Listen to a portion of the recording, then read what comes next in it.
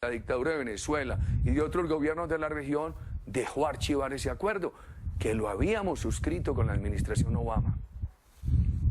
Usted me preguntó por el presidente Clinton. Sí. No me tocó coincidir con él, Claro. pero nos ha apoyado mucho y los colombianos tenemos por él mucho afecto. Ha sido un gran amigo de Colombia. Seguimos conversando con el expresidente de Colombia, Álvaro Uribe, que ha tenido la inmensa gentileza de recibirnos este domingo soleado en su finca de Río Negro, que es donde él vive.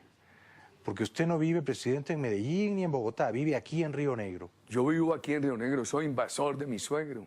Tiene esta finca hace 50 años y aquí vivimos nosotros hace 15 años. He leído mucho sobre usted y me he hecho a menudo esta pregunta. ¿Cuál fue el origen de su vocación política? Jaime, muy difícil, porque yo me vi haciendo política antes de adquirir uso de razón, un error. Pero a ver, yo nazco en 1952, hay mucha violencia política en Colombia. Mis padres muy jóvenes, imagínense, cuando yo nací, mi madre había cumplido 20 años y mi padre los cumplió 5 o 6 meses después. Muy jóvenes. Muy jóvenes. En 1957 tengo yo 5 años. En Colombia se está discutiendo el plebiscito que conduce al Frente Nacional, el ejercicio de los derechos políticos de la mujer. Mi familia vive en una zona rural, vivimos en una finca de café en el suroeste de este departamento. Todos los días hay noticias de violencia. Mis padres apoyan mucho los acuerdos del Frente Nacional en la esperanza de que terminara esa violencia. Mi madre es una gran activista por los derechos políticos de la mujer, me lleva de reunión en reunión de su mano a acompañarla, yo un niñito, y ella está en esa agitación. Vienen a ella la eligen también presidente de corporación. O sea que la vocación política le fue sembrada a usted muy precozmente por su padre y por su madre. Sí, claro. La preocupación política inmensa en la familia en todos esos años de violencia y un activismo en ese momento de mi madre. Después se termina aquí, se inicia el Frente Nacional, se termina la violencia entre los partidos. Eso coincide con el triunfo de la Revolución Cubana. La Revolución Cubana escoge a Bolivia y a Colombia como países en la región para replicarse. Y aquí, en plena democracia, nacen las guerrillas marxistas. Y el marxismo se convierte en un monopolio de cátedra en la Universidad Pública Colombiana. Y yo hago parte de las minorías que lo combatimos. Sigo en el ejercicio político. Y ahí avanza mi carrera pública. Yo diría que siempre como disidente. Siempre como disidente, siempre en minoría. O sea que usted ha sido político desde niño, para tenerlo claro. ¡Qué error, Jaime! ¿Por qué? A los jóvenes les digo, cuando me preguntan eso, de pronto mi error fue ser político desde antes de llegar al uso de razón.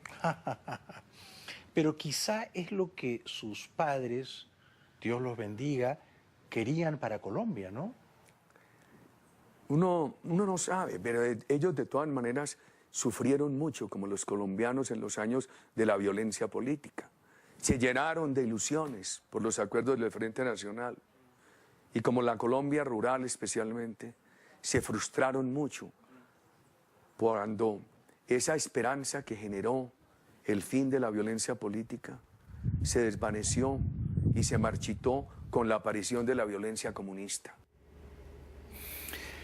Álvaro Uribe tiene ahora 60 años, va a cumplir pronto 61. Hace 30, en junio del año 83, cuando él tenía 30 años, los terroristas mataron a su padre, Alberto, en una finca en Antioquia, en la misma tierra donde luego él fue elegido gobernador. Después de la pausa le voy a preguntar cómo eso lo afectó personal y políticamente. Regresamos con Álvaro Uribe después de la interrupción. Ya volvemos. Sierra fue asesinado cruelmente por terroristas que invadieron su finca y lo mataron.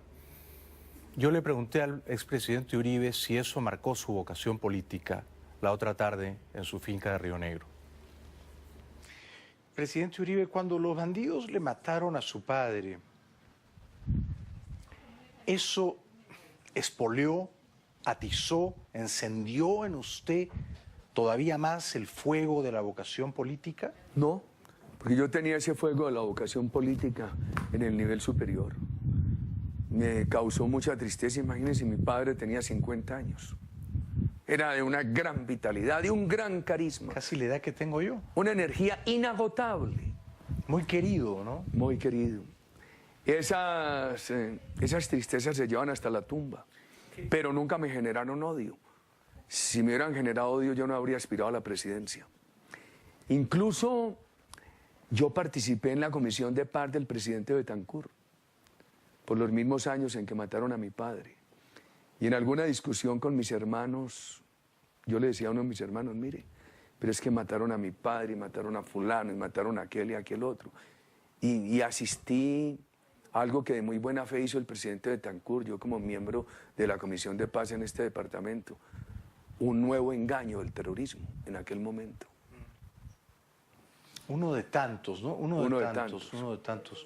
¿Qué fue lo más? Y lo grave del presidente Santos es que no aprendió de los engaños, porque a la buena fe del presidente Pastrana también la engañaron.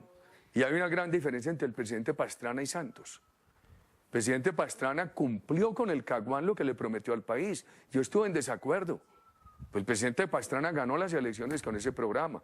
El presidente Santos está haciendo todo lo contrario de lo que le prometió al país. Y el presidente Santos, sabiendo que llevábamos un camino correcto que conducía a la paz de Colombia, que era una política de autoridad, una política social, una política de reinserción de jóvenes terroristas, generosa pero sin impunidad, abandona ese camino y vuelve a los caminos fracasados. ¿Y entonces usted no cree que en noviembre de este año se va a firmar un acuerdo de paz entre el gobierno de Colombia y las FARC? ¿Usted no cree que eso va a ocurrir? Puede haberlo. El presidente Santos es muy hábil. Le tengo pánico a su habilidad. Puede haberlo. Pero con impunidad eso no garantiza la paz. Porque aquí hay hoy grupos terroristas como las BACRIM, tan grandes como la FARC, con la misma capacidad criminal. ¿Que no van a respetar ese acuerdo? Ya hay noticias de que guerrilleros de la FARC se están pasando a esos grupos. Entonces, pues, se puede hacer un acuerdo que le legalice los dineros del narcotráfico a los cabecillas que están en Cuba. Ya los volvieron en este proceso actores de la política. Son nuevamente estrellas de medios de comunicación, qué tristeza. Mientras asesinan aquí soldados, todos los días ellos ejercen como estrellas de medios de comunicación. Es muy posible que los lleven al Congreso, los vuelvan candidatos, pero eso no quiere decir que vaya a haber paz en Colombia. Yo creo que un acuerdo de paz con la FARC en las condiciones actuales, como lo está ofreciendo el presidente Santos, puede ser un acuerdo de legalización de fortunas mal habidas, de impunidad y de elegibilidad de cabecillas terroristas, pero no una causa de paz para Colombia. No hay paz sin justicia, y si esos aspirantes al Congreso de Colombia, que ahora son pontífices del bien y del mal desde La Habana, tendrían que estar en una cárcel y no en el Congreso, esa paz que está promoviendo el presidente Santos va a estar fundada en cimientos muy precarios, ¿no? Usted dice que no hay paz sin justicia. Eso lo dice la legislación internacional. Por eso la legislación internacional incorporada a la Constitución colombiana trae en ese tema de la justicia transicional un equilibrio entre la paz y justicia. Por ejemplo, si en aras de la paz usted tiene que dar penas reducidas, de penas reducidas, pero en aras de la justicia usted no puede dar impunidad. No impunidad. Y hay otra cosa, Jaime, que yo agregaría. No hay perdón sin castigo.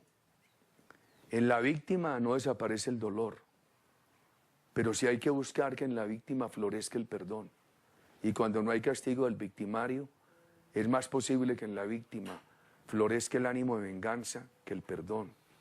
Y para que haya reconciliación tiene que haber perdón. Ahora, si usted me dice a mí que hay un joven que estuvo en la FARC, que solamente vistió uniforme, que solamente portó armas, pero que no cometió otros delitos, y que el precio de la paz es que ese joven no vaya a la cárcel y lo elijan, yo acepto.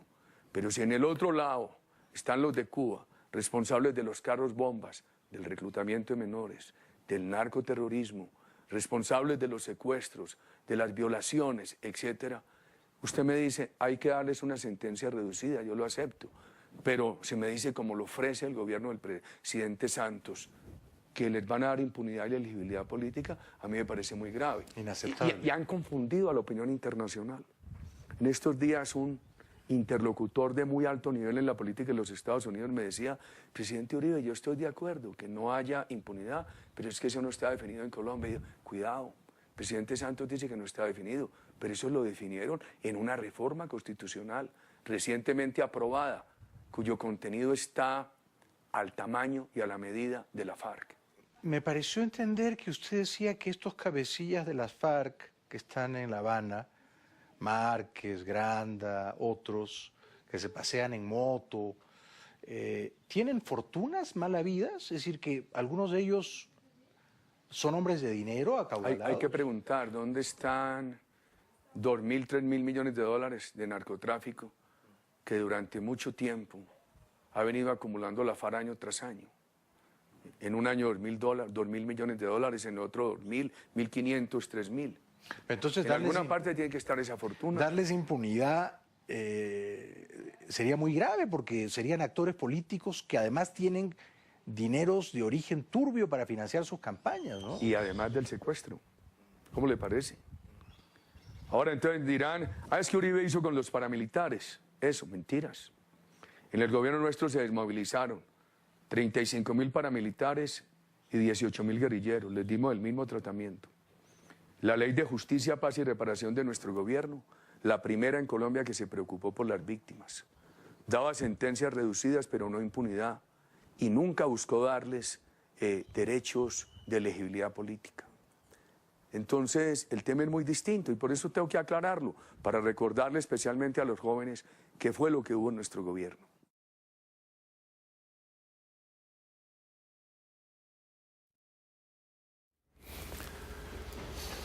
Tenemos que ir brevemente a la publicidad y luego vamos a seguir conversando sobre el tema venezolano, ¿no? Sobre la quemante crisis política venezolana. ¿Cuáles son las opiniones de Álvaro Uribe sobre el fraude que han perpetrado Maduro y Cabello en complicidad con la dictadura cubana y sobre la gallarda oposición que plantea Enrique Capriles? Todo eso después de la pausa.